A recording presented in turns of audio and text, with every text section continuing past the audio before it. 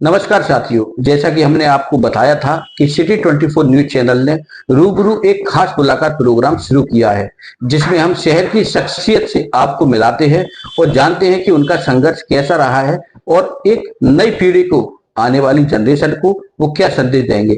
तो आज की हमारी मेहमान है मैकेनिकल इंजीनियर मोनिका निगम जी, जिन्होंने इसरो में भी काम किया है। तो आइए हम उनसे जानते हैं उनकी शिक्षा के बारे में और उनका परिचय क्या है। मोनिका जी, आपका स्वागत है। सबसे पहले तो मैं चाहता हूँ कि दर्शकों को आप पहले अपना इंट्रोडक्शन दें।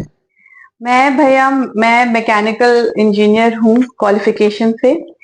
मैंने प्रोफेशन वाइज मैं एक साइंटिस्ट हूँ इसरो की, और मैंने इसरो के centre liquid propulsion system centre Trivandrum में काम किया हुआ है। वहाँ विक्रम साराभाई स्पेस सेंटर और ये दोनों सेंटर हैं। उसके बाद अभी वर्तमान में मैं टेक्निकल डायरेक्टर हूँ। हमारी कंपनी है जो इंडस्ट्रियल गैस सिलेंडर बनाती है, उसकी मैं टेक्निकल डायरेक्टर हूँ। और हॉबी मेरी कुकिंग है, तो मैं हॉबी से, दिल से मैं एक कुक हूँ। तो आपने जाना कि एक अच्छी गृहिणी, एक अच्छी शिक्षा प्राप्त करने के बाद और जब शादी हुई तो शादी के बाद उन्होंने भी अपना पहचान बनाने का काम शुरू रखा है कुकिंग के रूप में। तो मैं ये जानना चाहता हूँ, आप हमारे दर्शकों को बताएं तो आपकी एजुकेशन कहाँ से है, आपने किन किन स्थितियों में अपनी एजुकेशन को इतना बढ़ाया कि आपको वहाँ काम करने का मौका मिला। मैं लखनऊ से, मेरा सब पढ़ाई और जन्म सब लखनऊ का है, और वहाँ का इंजीनियरिंग कॉलेज है, एक गवर्नमेंट इंजीनियरिंग कॉलेज है आईटी लखनऊ। मैं वहाँ से मैं पढ़ाई करी है मैकेनिकल इंजीनियरिंग से। तो जब हम वहाँ पे एंटर हुए थे तब बहुत डराया गया था कि मैकेनिकल में लड़कियां नहीं होती हैं, और ये माना जाता है कि मैकेनिकल लड़कियों के लिए ब्रांच नहीं होती है। कंप्यूटर साइंस ले लो, बहुत ने बोला इंफॉर्मेशन टेक्नोलॉजी ले लो, मगर मुझे लगता था कि नहीं, मतलब ठीक है कंप्यूटर वगैरह है, बट कुछ अलग करना चाहिए।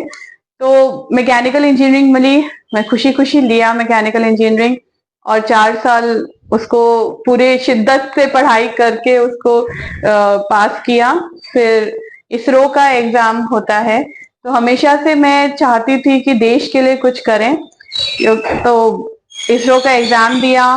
फिर एक बहुत ग्रिलिंग इंटरव्यू होता है उनका, 8 से 10 लोग बैठे थे इंटरव्यू लेने में, जिसमें से एक अभी वर्तमान के chairman Shri doctor Somnath sir भी थे।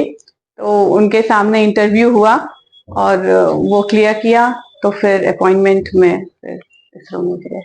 तो आपने किस सन में वहाँ वर्क किया, आपको मतलब कि जॉब जब आपकी लगी तो आपकी एज क्या होगी, आपने क्या एजुकेशन कर ली, जिससे कि हमारी जो छात्रा हैं जो आपको इस चैनल के माध्यम से देख रही हैं, तो वो भी उस पीढ़ी को आप क्या संदेश देंगे इस विषय में। मैं मात्र 23 साल की थी।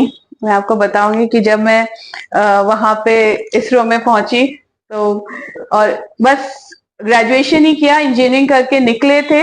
जुलाई में इंजीनियरिंग का रिजल्ट आया है और सितंबर में हम इसरो में एज ए साइंटिस्ट वहां पे ज्वाइन कर लिया था। तो आप लखनऊ से आपने साउथ का जो सफर तय किया, तो इस बीच में आपके परिवार ने आपकी क्या मदद करी या परिवार से आपको सपोर्ट मिला। परिवार से बहुत सपोर्ट मिला, मतलब मम्मी पापा ने शुरुआत से ही कि कहाँ जहां भी तुम्हें जाना है तुम जाओ, जो भी तुम्हें पढ़ाई करनी है तुम करो। और बहुत गर्वान्वित महसूस किया, मम्मी पापा भाई सबने बहुत गर्व उनको हुआ जब मेरा हुआ। आज भी मुझे याद है कि मम्मी पापा साथ में गए थे वहां पे, क्योंकि इतना दूर, तब इतना मोबाइल भी नहीं होता था, तो इतनी दूर वहां पे तो पूरा देख के सेटल करके तब आए थे। और बहुत लोगों ने डराया था कि त्रिवेंद्रम में कैसे रहोगी, कि एकदम हिंदुस्तान का एक छोर है, और मुश्किलें भी झेली वहां पे, क्योंकि भाषा मलयालम रहती है और वहां कोई आपकी भाषा नहीं जानता। कोई नॉर्थ का तो वहां पे थे ही नहीं, लोग बहुत कम थे तब, और 750 सेंटर में हमारे साइंटिस्ट थे, जिसमें से उस समय मैं एक लौती अकेली नॉर्थ इंडिया की फीमेल साइंटिस्ट थी। तो था मतलब, बट मम्मी पापा का बहुत सपोर्ट रहा, बहुत बड़े भाई का बहुत सपोर्ट रहा। कुछ परेशानी हुई, चोट लगी तो तुरंत वो आ गया वहां पे, और बहुत सपोर्ट रहा फैमिली का। क्योंकि हिंदुस्तान में जहाँ अधिकांश क्षेत्रों की सोच ये रहती है कि महिलाएं, बेटियां जब होती हैं तो उनको तो ब्याह करके दूसरे पराए घर जाना है, तो इसलिए भी उनकी शिक्षा कई जगह आज भी मतलब अशिक्षित हैं। और इस बीच में उस जमाने में आपने, आपके परिवार ने आपकी इतनी मदद करी, आपको इतना प्रोत्साहन दिया कि आपने इसरो में जाकर अपने परिवार का नाम रोशन किया। तो उसके बाद आपने जब इसरो से आपका ग्वालियर आप कैसी आई, मतलब थोड़ा सा? हाँ, मैं बताती हूँ भैया। पहले तो मैं थोड़ा सा आपको इस बात पे कहना चाहूंगी कि ये आपने बहुत अच्छा पॉइंट उठाया है कि आज भी हमारे हिंदुस्तान में ये बहुत अच्छी बात है कि जैसे संस्थाएं होती हैं कि आप बेटी बचाओ बेटी पढ़ाओ, तो बेटी को पढ़ा रहे हैं बहुत। मतलब आज मैं देखती हूँ कि बेटियों को पढ़ाते हैं, मगर पढ़ाने के बाद क्या, अगर उनकी लड़के की नौकरी नहीं लग रही है तो नहीं, इसकी शादी नहीं हो रही क्योंकि इसकी नौकरी नहीं लग रही है, और अगर लड़की की नौकरी नहीं लग रही है, इसकी शादी कर दो क्योंकि इसकी नौकरी नहीं लग रही है। तो ये सोच बहुत गलत है। जैसे मैं अपनी मम्मी का कहूंगी, पापा का, सबका, कि ये था कि नहीं, पढ़ाई करी है, अब नौकरी करो, अच्छा अपने पैरों पे खड़े हो, तब आगे शादी का सोचना। तो ये बहुत अच्छा था। फिर आगे थोड़ा सा वहां पे मैं टेक्निकल वर्क करना चाहती थी, वहां था काफी टेक्निकल वर्क था, लेकिन क्योंकि स्वास्थ्य थोड़ा साथ नहीं दे रहा था, इस कारण मुझे दुर्भाग्यवश छोड़ के फिर ग्वालियर आना पड़ा। किस्मत में था और अच्छा ही था, तो शादी करके फिर मैं इधर आ गई। बट वहां पे जो भी समय था मेरे लिए, जीवन का मेरा सबसे अच्छा समय था वहां पे। तो क्या आप आज की जनरेशन जो आपको सुन रही है, हमारी बेटियां, हमारी महिलाएं जो आज शिक्षा के क्षेत्र में नए नए कॉलेज ढूंढ रही हैं, क्योंकि अभी 12th के एग्जाम भी हुए हैं और जो बच्चियां कॉलेज पास आउट की हैं, तो उनको आप संदेश क्या देना चाहेंगी कि वो क्या मैकेनिकल की लाइन में जाएं या विज्ञान के क्षेत्र में जाएं, तो उनके लिए आप क्या कहेंगे? मैं भैया इसमें 2-3 चीजें, अभी सिर्फ 12th के लिए नहीं, मैं वैसे भी बोलना चाहूंगी कि इसमें ये हमारा दायित्व है कि आजकल हम किसको अपना एक तरह से आप आइडल कह सकते मानते हैं। तो हम लोग बचपन से बच्चों को इंस्टाग्राम और ये सब दिखाते हैं, सोशल मीडिया, तो उनके लिए वो 30 सेकंड जो इन्फ्लुएंसर है, जो नाच गा रहे हैं, उनका भी काम बहुत अच्छा है, मगर हम उनको आइडल बना देते हैं। तो मैं पहले तो ये कहना चाहूंगी कि आप लोग जो भी अगर मेरी बात सुन पा रहे हैं, समझ पा रहे हैं, प्लीज आइडल अपना किताबें उनको दीजिए, उनसे वो देखें आइडल कौन होते हैं जो काम कर रहे हैं। जैसे इसरो में मैं बोलूं तो रितु करधाल मैम है, नंदिता मैम है, जो कि अभी चंद्रयान थी कि उनके प्रोजेक्ट डायरेक्टर्स थी, उनको आइडल बनाएं, उनके राह पे चलना सीखें। बाकी कॉलेज में ये है कि विज्ञान की तरफ लड़कियों के लिए ऐसा बोला जाता है कि बहुत कठिन है, और पहले ही लड़कियां का हो जाते हैं, नहीं नहीं मैथ्स है हम नहीं करेंगे, फिजिक्स है हम नहीं करेंगे। ऐसा बिल्कुल नहीं है, लड़कियां इनफैक्ट ज्यादा अच्छा करती हैं मैथ्स में। शकुंतला देवी हमारे लिए सबसे बड़ा उदाहरण है उनका, और फिजिक्स में भी लड़कियां बहुत अच्छा करती हैं। तो आप आए घर में, आप छोटी छोटी चीजों में आप विज्ञान ढूंढें। अगर आप कभी पंखा घूम रहा है तो वो क्यों घूम रहा है, उसमें विज्ञान है, आप उसमें सीखें, अपनी रुचि जगाएं। फिर अगर आप ग्रेजुएशन के बाद जाना चाहते हैं तो इसरो के बाकी भी DRDE के सबके एग्जाम होते हैं, वो दीजिए।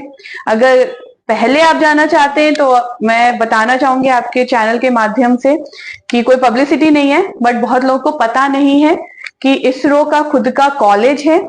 तो 12th के बाद अगर आप चाहें तो वहां से इंजीनियरिंग कर सकते हैं।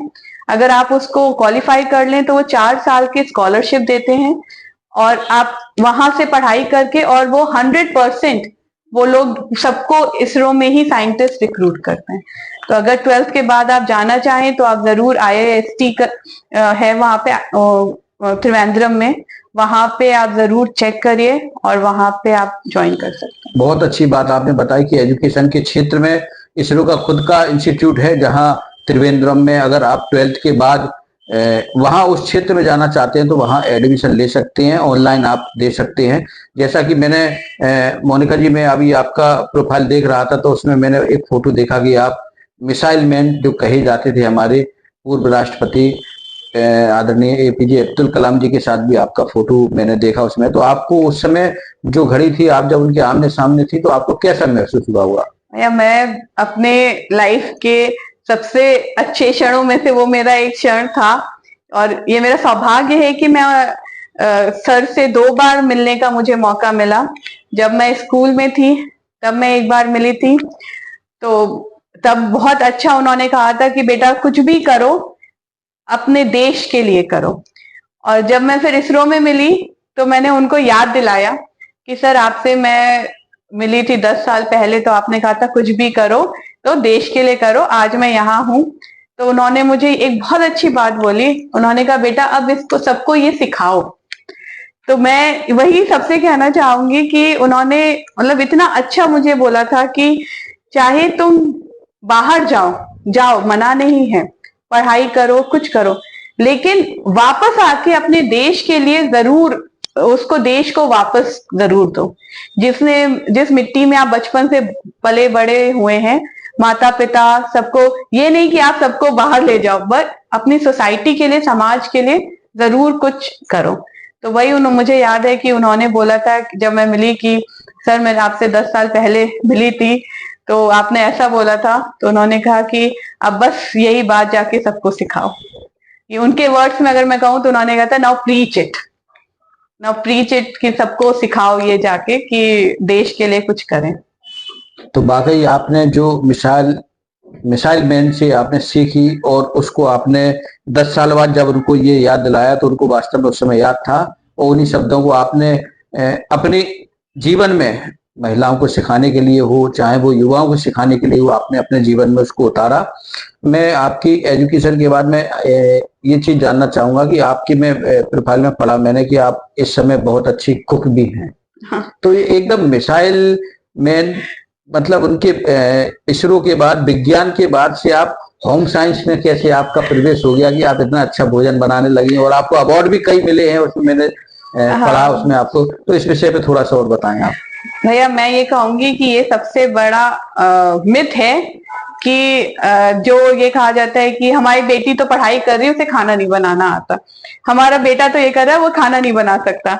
क्योंकि अगर आप खाना खा सकते हैं तो आपको बनाना भी आना चाहिए। और इसमें कोई मतलब एक प्राउड फील करने की बात नहीं कि हमें नहीं आता, आप सीखिए। तो मेरे साथ क्या था, ये तो बचपन से ऐसा था कि मुझे खाने बनाने का शौक था। मतलब आप कह सकते हैं कि नानी अच्छा बनाती थी, फिर मम्मी बनाती थी, फिर वही अपने अंदर आ गया कि खाना बनाने का शौक बहुत था। और परिस्थितियां ऐसी थी जब त्रिवेंद्रम में गए तो अगर आप देखिए तो नॉर्थ साउथ में सबसे ज्यादा अंतर खाने में होता है। खाने की समस्या बहुत समस्या आती थी और बहुत प्रॉब्लम होती थी। तो घर में अपने दोस्तों के साथ मिलके हम लोग रहते थे, तो संडे को खाना घर में पूरा हम बनाते थे, वहां से आके भोजन तैयार करते थे और बहुत एक्सपेरिमेंट करे। मतलब रुआवजा भी डाल के सब्जी बनाई है। अरे वाह, बहुत एक्सपेरिमेंट करे। वही पहले शुरुआत में वो स्ट्रगल था, उसके बाद वो शौक बन गया, फिर शौक के बाद अब पैशन बन गया है। और वही एक तरह का, जब बहुत थक जाती हूँ ऑफिस से, बच्चों से, तो वो कहते अच्छा जाओ सब लोग बाहर, आज मैं कुछ बना के ला रही हूँ। तो बस ऐसे ही शौक बन गया है वो अब तो आपने बताया अभी कि आपने नए नए एक्सपेरिमेंट करके भोजन जो बनाया है, तो आप थोड़ा सा ये बताएं कि आज की जो जनरेशन है, मतलब आज भी पढ़े लिखे वर्गों में भी बेटियों को ज्यादा शिक्षा नहीं दी जाती है, और उस जमाने में आपने लगभग 20 साल पहले जब शिक्षा के क्षेत्र में क्रांति लाई और उत्तर प्रदेश से लेके साउथ में अपना परचम लहराया है, और आज आप मध्य प्रदेश में अपनी नई नई फैक्ट्रियों को आप संचालित कर रही हैं। तो ये आप मतलब कि क्रम बाई क्रम में बात करूं तो आप हर क्षेत्र में आपने जहां जहां पहुंची हैं, अपना मुकाम हासिल किया, परचम लहरा, तो आज आप एक बिजनेस वूमेन के नाम से भी जाने जाते हैं। तो इस विषय में थोड़ा सा हमारे दर्शकों को बताएं। भैया ये बहुत सौभाग्य की बात है, और मैं यहाँ शेयर करना चाहूंगी कि अभी मेरी बात हो रही थी पिछले हफ्ते NSIC जो ऑफिस होता है सरकार का, तो उसमें उन्होंने बताया कि मैन्युफैक्चरिंग की फील्ड में मैं ग्वालियर संभाग में इकलौती डायरेक्टर हूँ जो फुल टाइम डायरेक्टर हूँ। तो ये मेरे लिए बहुत मतलब गर्व की बात मुझे लगी, क्योंकि मैन्युफैक्चरिंग में लड़कियां होती नहीं हैं। और ये मेरे फादर इन लॉ का उनका मतलब आशीर्वाद है कि उन्होंने ये स्टार्ट किया, और वो भी बहुत प्रोत्साहित करते हैं, हस्बैंड बहुत सपोर्ट करते हैं। और वो उल्टा बोलते हैं कि मैं ये सबको कहना चाहूंगी कि मतलब मैं खुशकिस्मत हूं कि वो उल्टा बोलते हैं कि जिस दिन मैं ऑफिस नहीं जाऊं तो वो मुझसे कहते नहीं तुम क्यों नहीं गई, तुम्हें आना चाहिए ऑफिस। कि एक बहुत अच्छी बात की सिर्फ घर संभालने के लिए नहीं होती हैं महिलाओं को ऑफिस आना चाहिए।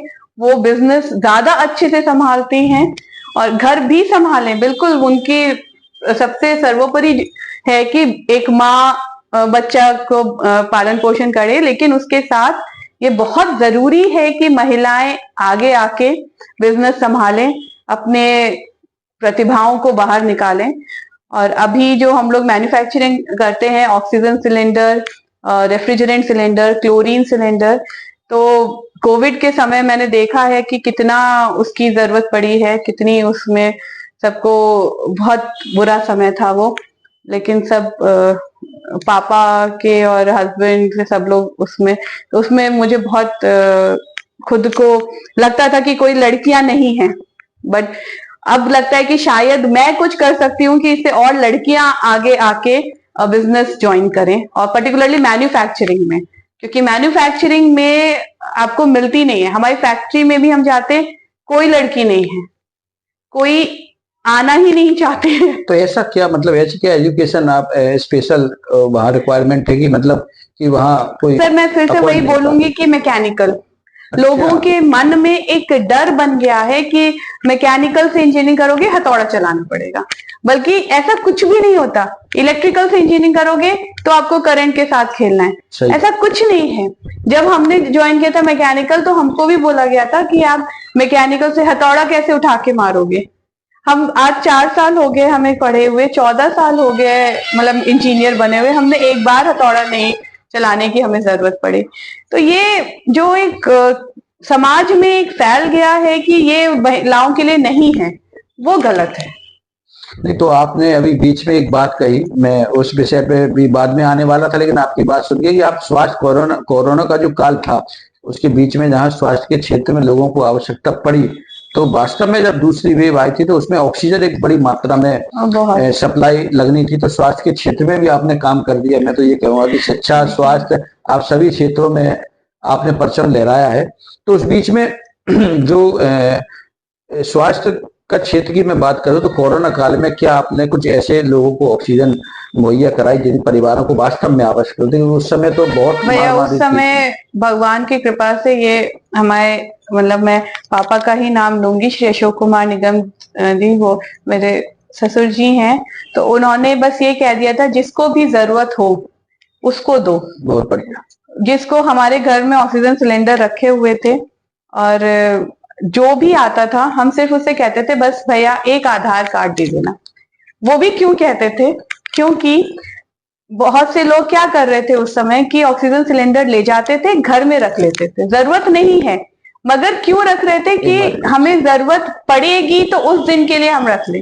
तो उसको हम लोग ने वैसा ना हो, इसको हटाने के लिए हम लोग ने ये उपाय निकाला था कि एक आधार कार्ड हम ले लेते थे फोटोकॉपी, बस कि हफ्ते 2 हफ्ते बाद अगर वो नहीं आए तो हम उन्हें फोन करके कि क्या हुआ, हम पिक करवा लें, क्या करवा लें, जिससे जिनको जरूरत है उनको। समय क्या है कि लोग डरे हुए थे तो अपनी जरूरत के हिसाब से वो उसको रखे हुए थे।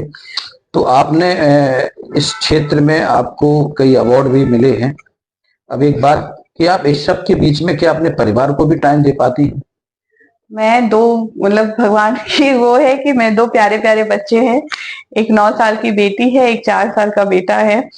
अब यही कहूंगी कि सब हस्बैंड का सपोर्ट है और सब है, बाकी मैं अपने फोर्स कहती हूँ, जो मेरी सेना है, जो मेरे घर में मेरे साथ काम करवाती हैं, क्योंकि अनफॉर्चुनेटली मेरी मदर इन लॉ नहीं है। तो मैं कहूंगी उनके कारण मुझे लगता है मैं पूरा शाम का समय मेरा मेरे बच्चों के लिए है। और पूरा मैं ये ध्यान रखती हूँ जब वो स्कूल से घर आए तो उनको मम्मी घर में मिले। तो मैं ऐसे अपना टाइम करती हूँ कि लंच के टाइम जब आए घर वो, तो मम्मी घर पे उनको मिले। तो इसमें साथ में उनके बातें करना, खेलना मुझे बहुत पसंद है। उनके साथ मिट्टी के खिलौने बनाना, और उनको जब भी कोई लॉन्च होता है इसरो का, मैं जरूर, अब बेटा तो छोटा है अभी, लेकिन बेटी को जब वो 5-6 साल की थी, मैं तब से उसको बैठा के अपने साथ और उसको मैं इसरो का लॉन्च जरूर दिखाती हूँ। आप इतनी पढ़ी लिखी हैं, तो आपने जो कुछ महिलाएं हमारी अभी पढ़ाई के क्षेत्र में अनपढ़ हैं, तो क्या कभी आपने उनके बारे में सोचा या उनको आप रोजगार कैसे दे सकती हैं, इस पर आपने कभी विचार किया? भैया, ये भगवान की कृपा रही है कि कोविड, मतलब थोड़ा विचार था दिमाग में, फिर कोविड के समय जो बहुत ही कठिन समय था सबके लिए, तो मैं अपने मेरी फ्रेंड श्रीमती पूजा सिंह कुशवाहा, तो वो उनके उसी का आइडिया था कि, तो हम लोग पहले खाना बांटते थे, अनाज बांटते थे, क्योंकि सब भूखे, सब लोग, अनाज भी नहीं मिल पा रहा था। तो हमने करीब 3-4 महीने अनाज दिया। फिर कुछ महिलाएं खुद से आई कि दीदी हमें कब तक खाना दोगे, हमें काम दो। मतलब ये उनका स्वाभिमान था, खुद ही उन्होंने अपनी ओर से आपसे बोला, ये स्वाभिमान भैया। हाँ, कि मतलब कि हमें कब तक हमें खाना दोगे, हमें काम दो। तो ये मेरी फ्रेंड का ही आइडिया था कि मोनिका ऐसा करते हैं, हम लोग उनसे पूछा आप क्या कर सकती हो, तो वो घर से बाहर नहीं निकल सकती, वो कुछ पढ़ी भी नहीं है, बच्चे छोटे छोटे हैं, वो क्या करें। तो उन्होंने कहा हम घर से सिलाई कर सकते हैं। तो सिलाई, अच्छा ठीक है, तो क्या सिल सकते हो आप? तो वो झोले जो होते हैं, तो वो झोले बना सकती थी। तो हम लोगों ने कहा ठीक है। तो हमारी जो दोस्त है पूजा सिंह कुशवाहा, उसने बोला कि मोनिका ऐसा करते हैं, हम इन लोगों से बैग्स बनवाते हैं। तो एक पहल करके हमारी है संस्था, जो कि 2 काम करती है। एक तो पर्यावरण बचाती है प्लास्टिक से, क्योंकि कपड़े के थैले हम लोग बनवाते हैं इन महिलाओं से, और उनको ज्यादा से ज्यादा जो भी रेट पे सिलाई का उनको दे सकते हैं हम देते हैं, और उनको मार्केटिंग करते हैं उन बैग्स की सोशल मीडिया पे, और उनको मतलब आत्मविश्वास जो उनके अंदर, ये तो नहीं कहूंगी कि वो बहुत इनकम उनकी होती है, जो भी मदद हो पाती है वो करते हैं। और सबसे महत्वपूर्ण है आत्मविश्वास जो उन महिलाओं के अंदर, जब उनको बताओ कि उनके बनाए हुए थैले सिंगापुर, गोवा और मुंबई, पुणे, इंदौर, सब ग्वालियर में तो इस्तेमाल होते ही हैं, तो वो इतना खुश होती हैं, इतना वो उन्हें जोश से भरी होती हैं कि बड़ा अच्छा लगता है। और वो ऐसी महिलाएं जो कि घर से बाहर नहीं निकल सकती। तो ये छोटी सी पहल हम लोगों की है, पहल नाम से। आपकी संस्था का नाम ही, जो आपने बताया कि पहल समाज सेवी संस्था है आपकी, और ये पहल आपने जो महिलाओं के लिए की है, तो अभी मैं जानना चाहूंगा कितनी बहनें ऐसी हैं जो आपके साथ इस पहल संस्था में जुड़कर इस काम को कर रही हैं? भैया, इसमें पहले तो श्रीमती पूजा सिंह कुशवाहा, मैं उनको बहुत श्रेय देना चाहूंगी कि उन्हीं का बच्चा है, हमारा भी बच्चा है, बट उनका तो बहुत ही वो और हम, और हमारे साथ करीब 10 से 12 महिलाएं हैं जिनको सिलाई मशीन दी है, कुछ के पास थी, कुछ को दी है, और वो उसमें घर से थैले बनाती हैं कपड़ों के। तो क्या उनको हम ऐसा कहें कि आप एक माध्यम से रोजगार देने का काम कर रहे हैं, तो उनको कैसा महसूस हुआ कि जो जहाँ एक बस्ती में रहने वाली महिलाओं के बनाए हुए झोले आज विदेशों की शान बढ़ा रहे हैं, तो उनको कैसा लगा जब आपने ये बताया? भैया, उनको बहुत, मतलब मैं बता नहीं सकती कि वो जो हंसी उनके चेहरे पे कि अच्छा चलो, हम तो कभी सिंगापुर नहीं गए, हमारा थैला सिंगापुर में यूज हो रहा है, हमारा थैला गोवा में यूज हो रहा है। और गोवा की एक महिला जो खुद वहां पे अपना व्यापार चलाती है, वो हम लोगों से बहुत रेगुलरली लेती हैं। तो उनको मैं तो क्या बताऊं, वो स्पेशली एक महिला रश्मि नाम की, उन्होंने कढ़ाई करके एक झोला, उसमें थैंक यू लिख के कढ़ाई करके और वो गोवा भेजा था। तो मतलब कि ये सारे कारोबार के पीछे क्या ऑनलाइन आपकी भूमिका रहती है या आप कैसे वहाँ कांटेक्ट करती हैं दुकानदारों से या ये हम लोग दुकानदारों से तो अभी नहीं कर पाए हैं। हमारा मेनली क्या रहता है कि हम कपड़ा मंगाते हैं और कपड़े, पुराने कपड़ों की ड्राइव चलाते हैं शहर में। उससे हम कहते हैं सबसे कि जो आपके पुराने कपड़े हैं आप दीजिए, पुराने चादर, पुराने पर्दे, पुराने जीन्स, साड़ी आप दीजिए, और उन कपड़ों से हम लोग बैग्स बनवाते हैं। और अभी जयपुर से भी मेरी फ्रेंड जो है पूजा, उसने किया था, तो जयपुर से भी कपड़ा आ रहा था और उससे फिर बैग्स बनवाते हैं।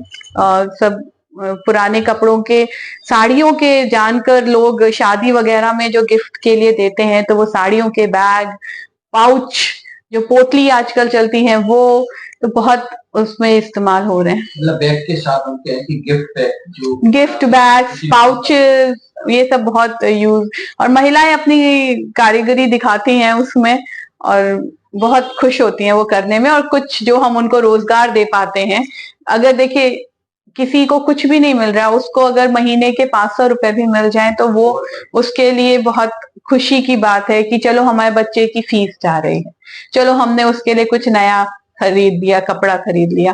तो कोशिश हमारी यही रहती है, मेरी और पूजा सिंह कुशवाहा, जो मैं कहती हूँ बेटा तुम बहुत अच्छा काम कर रहे हो कि ये तुम्हारे दिमाग में ये आया ख्याल कि ऐसे हम लोग मदद करें, तो बस साथ में जुड़े हुए हैं, मदद कर रहे हैं।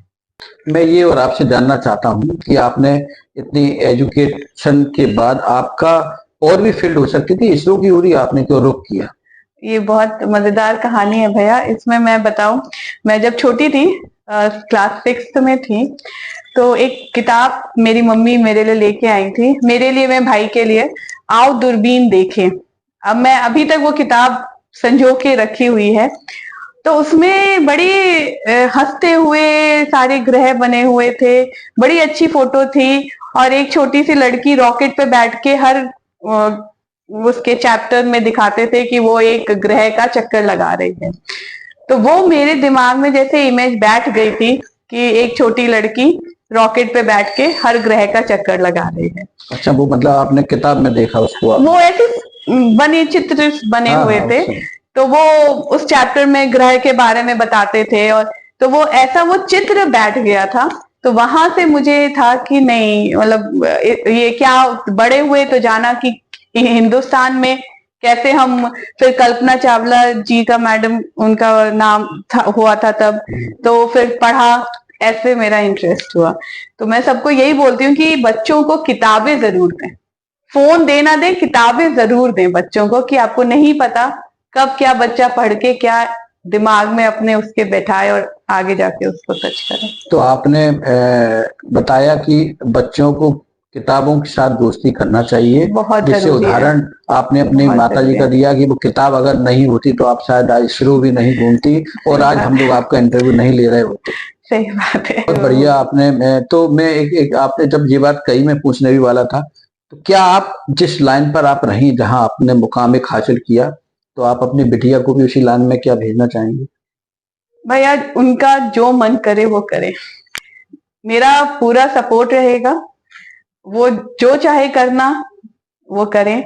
मैं आज भी उसको बोलती हूँ कि बेटा sky is even not the limit. हम लोग के समय में कहा जाता था स्काई इज द लिमिट, अब मैं कहती हूँ बेटा sky is even not the limit.